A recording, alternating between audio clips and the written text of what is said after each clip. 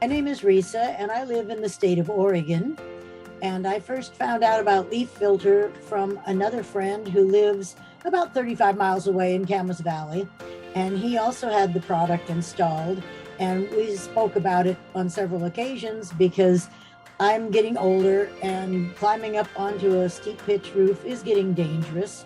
And I also couldn't hire anyone else to do it, to clean the gutters. And so I decided I have to do something. And so I researched several leaf gutter protection companies and decided that this one was the best, and it would do what I needed because I have a whole lot of different trees very close to my home. I have maple, ash, I have evergreens, I even have a big fig, and every one of those was guaranteed to not cause a problem with the gutters. And so I got a hold of LeafFilter. They came out, we went over everything, and within a day or two, they had an installer out here.